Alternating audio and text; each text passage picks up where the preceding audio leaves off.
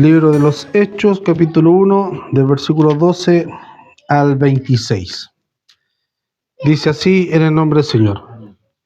Entonces volvieron a Jerusalén desde el monte que se llamaba del Olivar, el cual está cerca de Jerusalén, camino de un día de reposo, y entrados subieron al aposento alto, donde moraba Pedro y Jacob, Juan, Andrés, Felipe, Tomás, Bartolomé, Mateo, Jacobo, hijo de Alfeo, Simón el celote y Judas, hermano de Jacobo. Todos estos perseveraban unánimes en oración y ruego, y con las mujeres y con María, la madre de Jesús, y con sus hermanos. En aquellos días Pedro se levantó en medio de los dos de los hermanos, y los reunidos eran como 120 en número, y dijo: varones hermanos, era necesario que se cumpliese la escritura que el Espíritu Santo habló antes por boca de David acerca de Judas, que fue guía de los que prendieron a Jesús, y era contado con nosotros y tenía parte en este ministerio. Este pues, con el salario de su iniquidad, adquirió un campo, y cayendo de cabeza se reventó por la mitad, y todas sus entrañas se derramaron. Y fue notorio a todos los habitantes de Jerusalén, de tal manera que aquel campo se llama en su propia lengua Aceldama, que quiere decir campo de sangre. Porque esto está escrito en el libro de los Salmos: sea hecha desierta su habitación, y no haya quien more en ella, y tome otro su oficio. Es necesario, pues, que de estos hombres que han estado juntos con nosotros todo el tiempo que el Señor Jesús entraba y salía entre nosotros, comenzando desde el bautismo de Juan hasta el día en que de entre nosotros fue recibido arriba, sea uno hecho testigo con nosotros de su resurrección. Y señalaron a dos: a José, llamado Bersabas, quien tenía por sobrenombre Justo, y a Matías. Y orando dijeron: tú, Señor, que conoces los corazones de todos, muestra cuál de estos dos has escogido, para que tome la parte de este ministerio y apostolado de aquel que cayó Judas por transgresión, para irse a su propio lugar. Y le echaron suerte, y la suerte cayó sobre Matías, y fue contado con los 11 apóstoles. Amén. Oremos al Señor. Eterno Dios, buen Padre Celestial, gracias te damos, mis amados, por esta hora que usted nos permite estar en medio de aquí reunidos, Padre Celestial. Háblanos a través de tu palabra, mis amados, fórmanos, Padre Celestial, que tu Santo Espíritu sea guiando nuestra mente, mis amados, sobre todo el que va a exponer tu palabra, sea usted guiándolo, Padre Celestial, para poder enseñar, edificar tu iglesia, mi Dios eterno. Gracias te damos por todo, a través de Jesús, nuestro Salvador. Amén.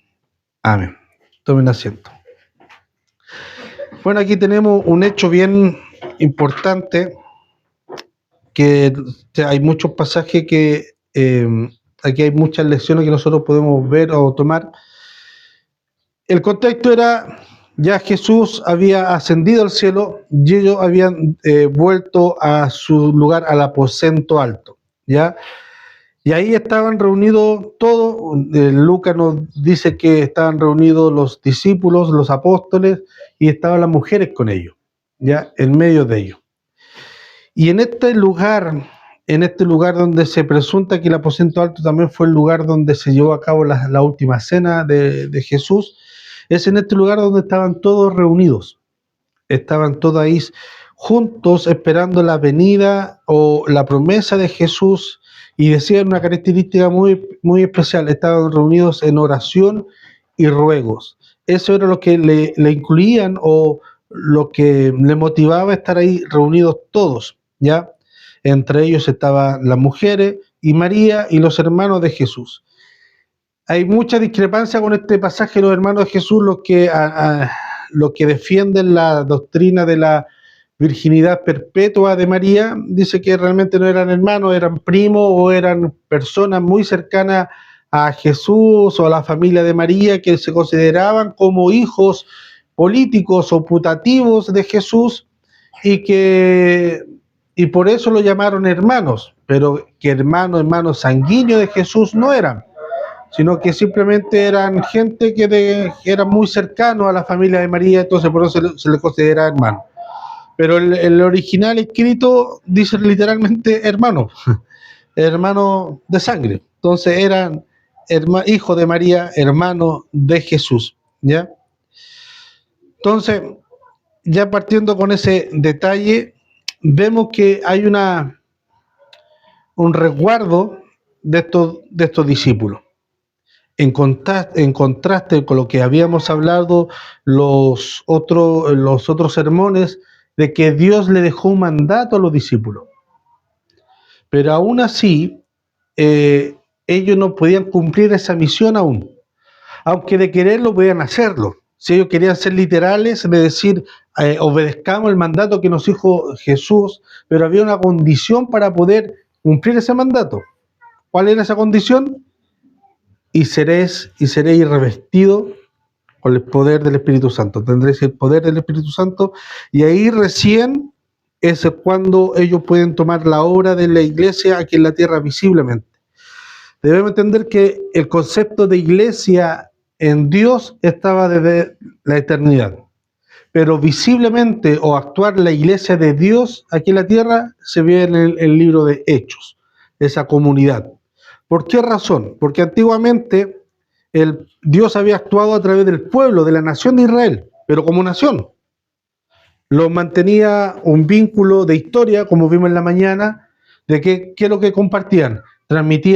Compartían la misma historia de cómo Dios defendió y libró a sus descendientes de Egipto, de las plagas, de cómo los cuidó por el desierto, aunque fueron porfiados, y cómo cumplió la promesa a Abraham de decir que le iba a dar una descendencia y se la dio, le iba a dar una nación y se la dio, le iba a dar la tierra prometida y se la dio. Entonces compartían eso en común, ¿ya? Pero la iglesia no. La iglesia está compuesta no solamente de israelitas, sino que está compuesta de cualquiera. Está compuesta de gentiles que no compartían la misma tradición, no compartían la misma visión y la misma crianza. Entonces ese es el tema de por qué la iglesia es tan distinta y aparece y se ve visible en el libro de los Hechos, ¿ya? El corazón de Dios siempre estuvo presente en la iglesia, y ese era el fin. Como dice el apóstol, reunió en sí a distintos que estábamos dispersos, y los reunió en sí en una sola fe, en una sola sangre. Y en medio de esto, mientras estaban esperando, Pedro nuevamente se levanta, no nuevamente, sino que era la primera vez, la segunda vez fue cuando ya vino el Espíritu Santo, y habla sobre la vacante que dejó Judas, ¿ya? Habla de la vacante que dejó Judas. Aquí hay mucha discrepancia por los versículos o lo que se habla mayoritariamente al último, cuando echaron suerte, ¿ya? Pero Pedro está viendo la necesidad de cubrir este espacio, ¿ya? Y vemos en el relato bíblico que es la única vez que se escoge a alguien para cubrir el espacio de los 12. Después, cuando estaban los 12 discípulos y fueron perseguidos, encarcelados y torturados y fueron matados uno por uno, los otros discípulos no se reunieron y decir, oye, mataron a Pedro, lo crucificaron hacia abajo, hay que ocupar el espacio de Pedro. No se ve no hay otro indicio de que se vaya cada vez cubriendo el espacio o a que alguien pueda postular a ser apóstol de la vacante que había. Es solamente en este hecho puntual y único en el relato bíblico que ocurre eso. ¿Por qué razón? ¿Cuál es la diferencia de que en este caso sí era necesario cubrir ese espacio a diferencia de los otros? La diferencia es que los otros murieron a causa del Evangelio, por el Evangelio, y Judas murió por traición, ¿ya? Y Pedro ahí lo dice, En el versículo 16 dice: varones hermanos, era necesario que se cumpliese la escritura, que el Espíritu Santo habló antes por boca de David acerca de Judas, que fue guía de lo que aprendieron a Jesús y era contado con nosotros y tenía parte de este ministerio. ¿Ya? Y, y, y más abajo, en el versículo que se me perdió ahora,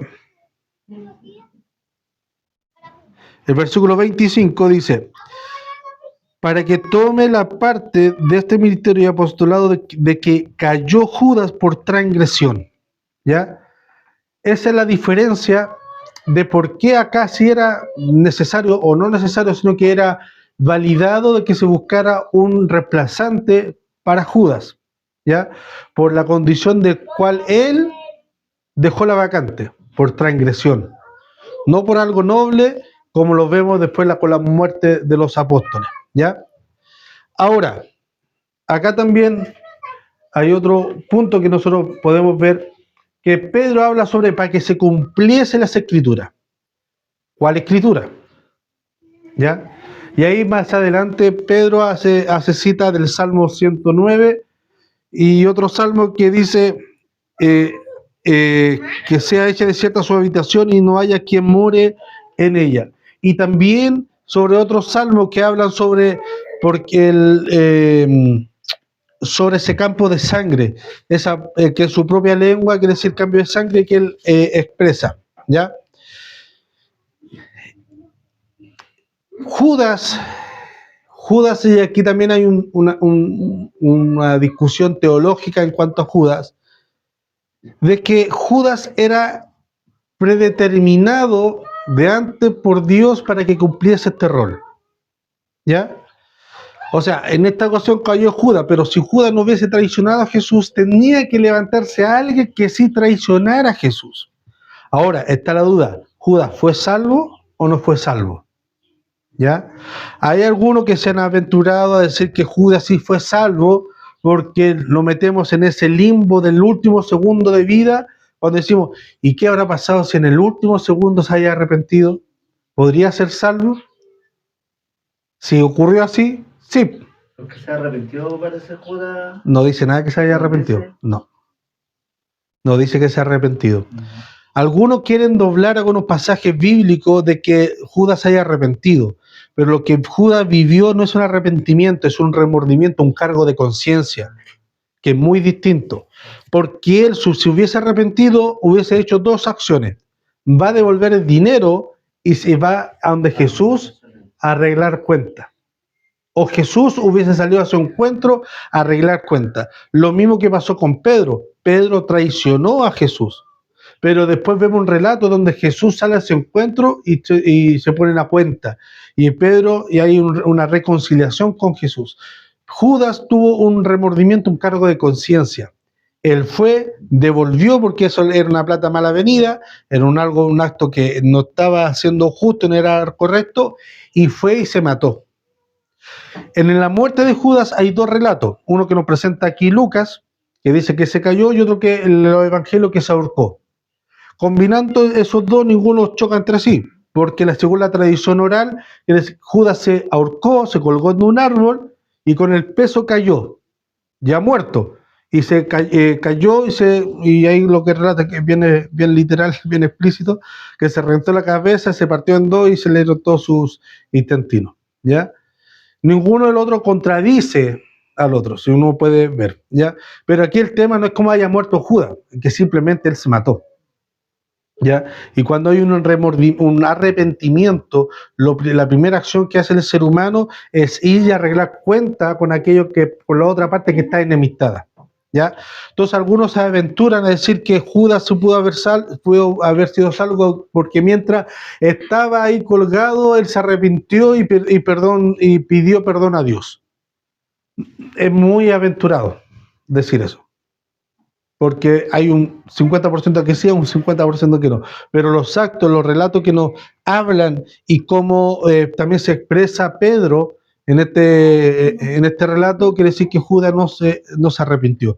Y también cuando en la oración de Jesús que dice, a todo he guardado menos el hijo de perdición, refiriéndose literalmente y directamente a Judas.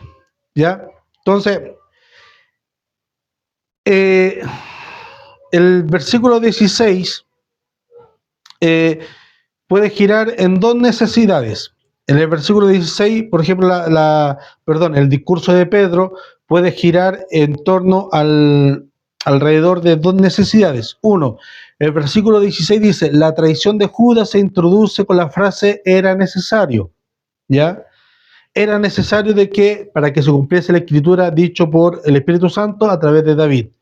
Y en el versículo 21 dice que la acción de Pedro se introduce con la misma palabra presente. Es necesario. La primera necesidad se refiere a la traición de Judas y el cumplimiento de la escritura, pero Pedro no está tratando sobre el tema de discutir del tema de la relación entre la predestinación divina o la responsabilidad humana, lo que habíamos hablado, no está en discusión eso, sino que sencillamente está diciendo que en cumplimiento de las escrituras, Judas traicionó al Señor, ¿ya? Y aquí, si Judas se hubiese arrepentido, Dios hubiese provisto a otro, ¿para qué? Para que se cumpliese la escritura, ¿ya? La segunda necesidad se refiere a la responsabilidad presente. En vista de lo sucedido, hay que nombrar a otro para que tome el lugar de Judas, ¿ya? Ahora, hay cierta discusión en este pasaje que dice que Pedro y los discípulos se apresuraron en eso. ¿Por qué razón? Porque legítimamente, dicen algunos, el verdadero sucesor de Judas dentro de los 12 era Pablo. Y el apóstol Pablo era el legítimo y el Espíritu Santo se encargó de llamar a otro. Yo no le encuentro sentido a eso. ¿Por qué razón? Porque si hubiese sido así, Pablo hubiese negado que lo cuenten a ellos como uno de los 12 legítimos. ¿Por qué razón? Veamos versículo 21. Es necesario, pues, que de estos hombres que han estado juntos con nosotros todo el tiempo que el Señor Jesús entraba y salía entre nosotros, comenzando desde el bautismo de Juan hasta el día en que fue tomado entre nosotros y fue recibido al cielo, uno se ha hecho testigo con nosotros de su resurrección. ¿Ya? Pablo, en su honestidad y en su sinceridad, no hubiera aceptado ser llamado dentro de los 12 originales porque no cumplía ninguna de estas características. Ahora, de hecho, si nosotros nos vamos como al área chica, de los 11 apóstoles que estaban ahí, solamente 3 cumplían esa característica. Y en cierto sentido, cuál era como bien contradictorio o bien fariseo y legalista que hayan puesto esa regla. Porque la mayoría de los que estaban ahí cumplía con esa característica. Porque dice que de estos hombres que han estado junto con nosotros todo el tiempo, que el Señor Jesús entraba y salía con nosotros. Y nosotros leemos secciones de la Biblia, que pasajes donde nos dice que solamente estaban con Pedro, con Juan y con otro discípulo. Y no estaban con nadie más. En otro pasaje estaba con uno solo, en otro pasaje estaba con otro, en otro pasaje estaba solo. Entonces ahí dice que tuviera todo el tiempo, entonces ninguno de ellos cumplía esa característica. Ahora, eso nos hace ver o sonar como un poco fariseo o legalista de parte de Pedro. Sí y no. ¿Por qué razón? Porque aquí nosotros vemos la característica y el peso para nombrar a alguien como apóstol. A diferencia de hoy. No era cualquiera. No era algo al azar. Y de ahí vamos a tocar ese punto más adelante. Pero tenía que ser alguien que fuera de primera fuente, viera todo el tema. Y Pablo no cumplía con esa característica. Y él hubiese rechazado ese llamamiento porque iba a ser sincero y decir, no, yo no correspondo a esto. ¿Ya? Ahora, hay otra postura. hay otra visión, ¿ya? De que el apóstol Pedro aquí estaba siguiendo o estaba viendo, resguardando su estructura religiosa, ¿ya? Al poner estos parámetros, estaba resguardando de que la visión que venía desde el principio de ellos se mantenga.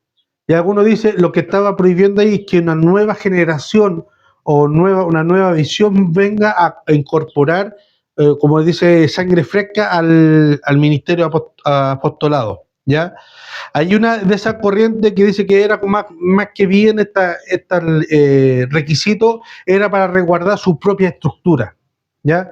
Lo que muchos lo comparan hoy como las iglesias tradicionales, que guardan su tradición, que guarda su pensamiento del pasado, que alguien que piense como nosotros, que haya vivido la experiencia de nosotros, que haya vivido los mismos pensamientos, la misma experiencia, la misma estructura, tenga casi la misma filosofía con nosotros, integre, por así decirlo, nuestro directorio. Entonces, de esa medida, lo que yo estoy resguardando no solamente la continuidad legislativa de la iglesia, sino que también estoy resguardando la tradición del pasado de la iglesia, ¿ya? Y algunos lo llamarían como algo arcaico, que no dejen que alguien con gente nueva, con pensamiento nuevo, idea nueva, venga a refrescar ese pensamiento. Pensar en esa postura también es malo, porque aquí lo estamos viendo solamente con el prisma, estamos comparando nuestra estructura eclesiástica con los discípulos, y los discípulos en todas las áreas es totalmente distinto con nuestra estructura eclesiástica o nuestro pensamiento eclesiástico. Aquí lo único que se estaba resguardando y lo que se estaba poniendo en peso a los demás era decir que no cualquiera podía ser apóstol. No cualquiera podía llenar esa vacante que dejó Judas, aunque sea un traidor, aunque sea alguien que traicionó a su amo, a su señor, a su líder. Aún así, ese traidor, ese vacante, no lo ocupa cualquiera, a diferencia de hoy, ¿ya? Entonces, y ahí vemos la estructura de Pedro, que habla sobre quiénes cumplían estos requisitos y quién debían ser. Y ahí caen, y dentro de todos los que habían, porque hermano, habían 120, más las mujeres, más María, más los hermanos de Jesús. Y de estos 120 solamente 2 cumplían estos requisitos, ¿ya? Que era José y Matías. Y dice que oraron, y dice: Señor, tú que conoces los corazones de todos, muestra cuál de estos 2 has escogido para que tome de parte de este ministerio el apostolado, de cuál cayó Judas por transgresión para irse a su propio lugar. Y le echaron suerte, y la suerte cayó sobre Matías. Ahora, aquí hay una licencia para el tema del azar, de la suerte, la adivinación de nosotros. No. Aquí simplemente no es suerte al azar, porque primero que todo hay una selección, hay un requisito, ¿ya? Hay un filtro que se ocupó. Si hubiese sido al azar, el azar no ocupa filtro, no ocupa selección. Si yo tengo que ir para el norte o para el sur, ¿para dónde voy? No veo el pro y el contra, porque ya no estoy dejando al azar. Lo que simplemente hago, tengo 2 opciones: tiro la moneda y donde caiga voy. No tomo pro ni contra, ni no, que esto igual me conviene porque aquí puedo ahorrar, acá ahorro tiempo, acá hay esto y lo otro. No. Cuando yo hago una selección ya no hay, y cuando hago un filtro ya no hay azar de por medio. Lo que simplemente acá estaban pidiendo en la oración, y unánimemente, o la mayoría, decidió por Matías, ¿ya? Pero no es un azar, no es una suerte de esta como mística, sino que simplemente acá lo podemos ver como una votación dentro de este grupo. Pero esa votación, primeramente, hubo una selección de requisitos, los cuales los que cumplían eran 2. Y de esos 2 se fueron a oración, y recordemos, hermanos, el estado de ellos en ese momento. Ellos no venían después del trabajo, no venían después de un descanso, de salir con la familia. Ellos estaban reunidos en oración y en ruego. O sea, el nivel espiritual, por así decirlo, estaba a flor de piel. La comunión con el Espíritu Santo en ese momento, que aún no eran llenos, pero estaba el Espíritu Santo en ellos, o en medio de ellos, estaba latente, porque estaban reunidos en oración y ruego, apartado de todo lo demás. No estaban pensando en otras cosas más que las cosas de Dios y en su promesa, y en pos de eso ellos eligieron. ¿Ya?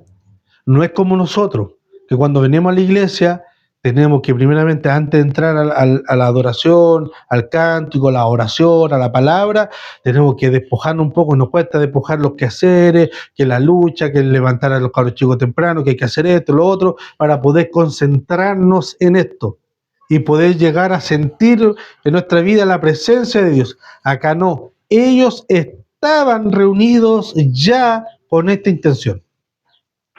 Entonces, es muy distinto a estar reunidos, apartados, pensando en Dios en este asunto y tomar una decisión, que la vida cotidiana que nosotros tomamos y echarlo a la suerte. Hay que tener en cuenta eso, ¿ya? Entonces, aquí cayó suerte en Matías y podemos ver que ya cumpliendo el requisito de Matías, de cumplir llenar la vacante que dejó Judas en el apostolado, ellos siguieron y se enfocaron, ya sacando ese problema en mente de Pedro, ya se enfocaron aún más en qué, en seguir permaneciendo en oración, seguir en comunión y esperando la promesa que Jesús le había hecho a ellos, que debían esperar, el Espíritu Santo. Y esa fue la procesión, y esa fue la clave en el cual pudieron seguir adelante en esta comitiva. Ahora, ¿qué nos puede enseñar esto a nosotros? Nosotros muchas veces, cuando vamos en oración y queremos estar en oración con Dios, siempre, pero siempre se nos vienen muchas cosas a la cabeza. Que hay que hacer esto, que hay que hacer lo otro, que hay que hacer allá, que hay que hacer acá.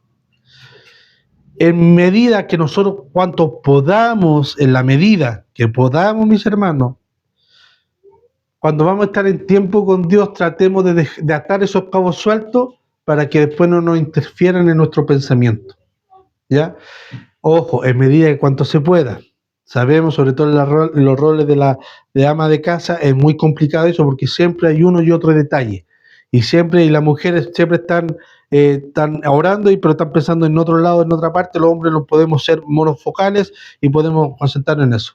Pero siempre que, en la medida que podamos y tengamos el tiempo de atar otros cabos y dejar nuestro pensamiento libre de otras cosas para ir en oración, hagámoslo. Porque así nos van a interferir. Así, ahora, si yo estoy orando y el Espíritu Santo me muestra algo que yo debo hacer, o me amonesta en mi corazón, en mi conciencia, que yo tengo que hacer algo importante, y el Espíritu Santo me amonesta, yo tengo que dejar la oración y terminar a hacer eso. Vemos que Pedro y los otros estaban orando en ruego, y se levanta Pedro.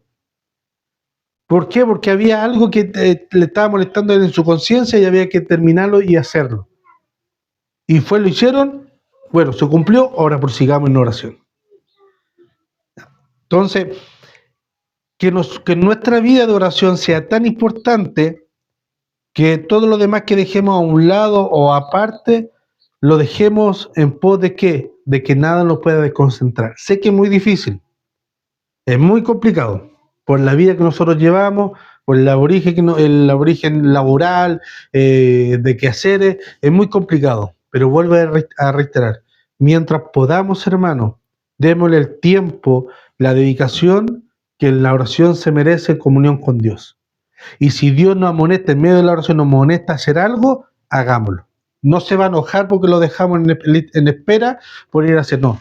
Él sabe que nosotros estamos orando, Él sabe que nosotros necesitamos la comunión, y aún así, si Él nos recuerda, aún sabiendo que nosotros necesitamos eso, aún así nos recuerda que hagamos algo, hagámoslo, en pos de. Amén.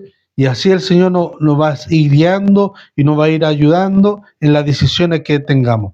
Mientras estemos en comunión con Dios, las decisiones que nosotros vayamos a tomar van a ser de bendición. Hay una postura muy rígida y de cuanto todo lo que nosotros debemos hacer debe ser por la guía y la orden de Dios, ¿cierto? Que debemos hacerlo a través de su palabra. Pero hay muchas cosas que en la palabra no salen. ¿Qué es lo que voy a comer? ¿Qué voy a hacer de almuerzo? ¿O qué voy a estudiar? ¿Qué profesión cojo? No, que el Señor te muestre cuál profesión vas a hacer. Hermano, si nosotros estamos en la comunión con Dios, estamos buscando de su guía, estamos buscando constantemente, no por una ocasión especial, no por un punto, no sé qué voy a estudiar y voy a dedicarme un mes a orar para que Dios me muestre. Pero si yo estoy constante, eso, a pesar de lo que yo tome, sea doctorado, sea estudiar medicina, o estudiar paisajismo, o estudiar párvulo, o estudiar lo que sea, Dios me va a respaldar en esa decisión. No es necesario, algunos quieren que la Biblia les muestre todo literalmente. Señor, no sé qué cocinar. Abrir la Biblia, espagueti con salsa Alfredo. Hijo mío, estudia medicina. No, mis hermanos. Mientras estemos en comunión con Dios, la decisión que tengamos o que tomemos, Dios la va a respaldar. Porque no va a ser algo humano o antojadizo cuando estamos en el temor del Señor. Va a ser algo respaldado por Él. Va a ser algo que Dios ya ha puesto en nuestro corazón de antemano. Y que nosotros podemos decir humanamente, esto es lo que yo decidí. No, tú no decidiste. Dios te lo puso en el corazón y esto lo está revelando en tu mente y tú lo estás ejecutando, pero Dios ya lo puso en ti. Mientras estemos en el temor y en la comunión con Dios, las decisiones que nosotros tomemos en nuestra vida van a ser conforme a Él y Él lo va a respaldar. ¿Por qué? Porque no va a ser, vuelvo a repetir, no va a ser antojadizo, ni va a ser por algo humano, sino que va a ser por algo guiado por el Espíritu Santo. Entonces, a lo mejor aquí esa frase que dice, y yesaron suerte, suena muy humano, pero recordemos nuevamente el contexto donde estaban. Ellos estaban unidos, unánimes, orando en comunión. Y de ahí toman esa decisión. No fue que fueron al parque, a la piscina, jugando la pelota, están jugando cartas, naipes. Oye, de veras, para el asado un poquito, o sea que si nos acordó debemos elegir al vacante de Judas. No, ahí ya es distinto. Ya elijamos, pero pucha, debemos orar primero, debemos entrar en comunión con el Señor, ayunar y oremos, había un plan y esperemos un par de días o una semana, pero pidemos al Señor en comunión, en oración. No, ellos ya estaban en comunión y en oración. Aunque suena humano, pero ellos estaban dentro de un ambiente, de una intimidad, de un temor espiritual. Y cuando estás dentro del temor espiritual, lo más humano pasa a ser lo más santo. Lo que vimos nosotros en la mañana, la zarza ardiente, una zarza insignificante, un desierto totalmente insignificante, pero ahí estaba la presencia de Dios, la zarza ardiendo, y Dios le dice a Moisés, quítate un calzado porque a donde estás, tierra santa es. No es un lugar, es la presencia de Dios que eso automáticamente hace santo. Eso mundano, eso terrenal, hace santo. Y aquel que entra a ese lugar santo, automáticamente es santo. Esta palabra, echaron suerte, estaba dentro del temor de Dios, de la santidad de Dios, y ese humano que fue colocado ahí adentro fue santo inmediatamente, porque estaba dentro del temor de Dios. Así igualmente nosotros, mientras más estemos en comunión con Dios, mientras más tiempo pasemos en el temor de Dios, las decisiones, aunque sean muy carnales, muy mundanas, muy básicas, van a ser guiadas por el Espíritu Santo y van a ser para nuestro beneficio. Amén. ¿Se entiende ese punto, cierto? Amén. Entonces muchas veces nosotros nos desgastamos y discúlpenme la expresión, perdemos tiempo valioso en vez de dedicarlo a cosas importantes, en buscar la guía de Dios en asuntos que no son tan relevantes para el Evangelio. ¿Por qué razón? Que yo estudie o no, por ejemplo, finanzas, ¿qué relevancia tiene para el Evangelio? Ninguna. Pero en vez que yo me busque en comunión con Dios y pierdo tiempo en decirle, Señor, que estudio, Señor, que estudio, Señor, que estudio, Señor, que estudio, y pierdo tiempo en eso, en esperar una respuesta divina, en vez de qué, en vez de dedicarla a leer, de evangelizar, que eso trae sin más impacto, beneficio al evangelio en sí mismo. Porque yo a donde yo estudie, a donde esté trabajando, a donde me desenvuelve, tengo que ser cristiano igual. En lo que sea.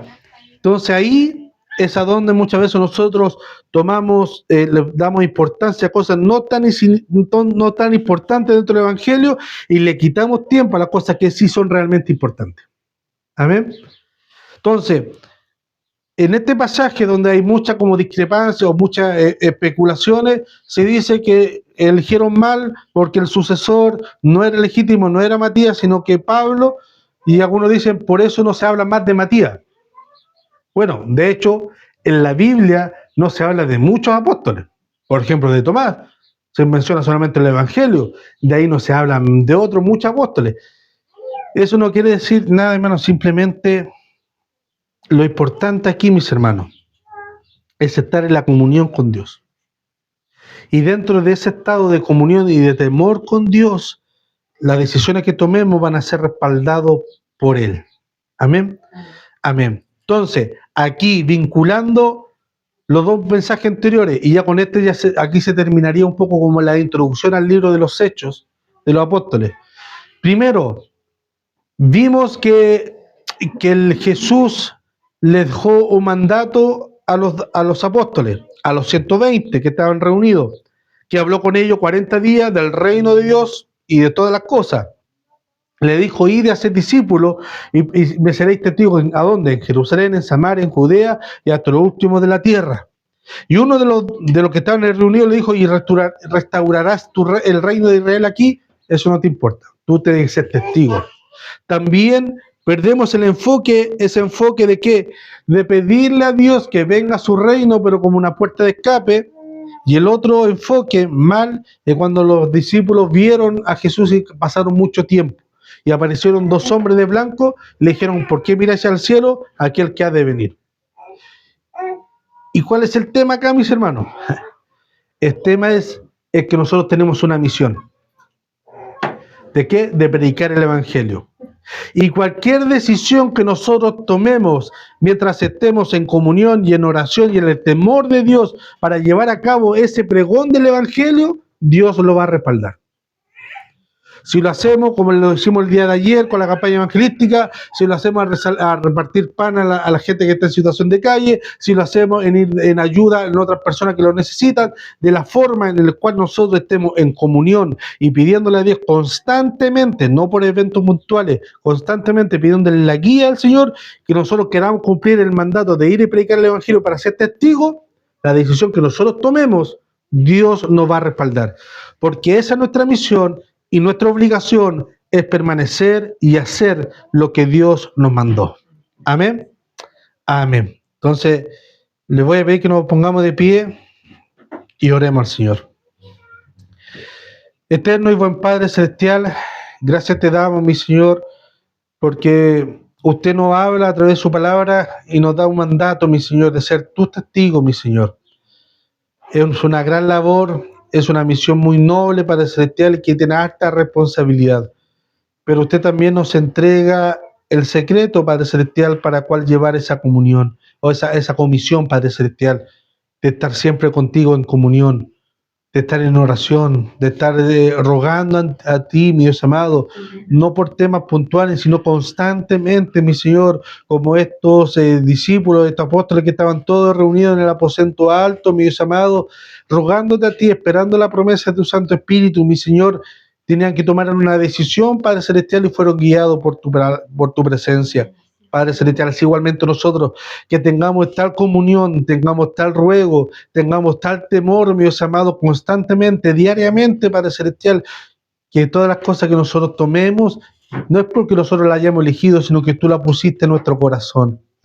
Tú pusiste tu voluntad en nosotros y esas son las que tú quieres que hagamos, mi Señor. Ayúdanos, Padre Celestial, a ser sensible a tu voz, a ser sensible, Padre Celestial, a tu mandato, a ser sensible, mi Dios amado, a lo que tú nos pides a nosotros, Padre Celestial.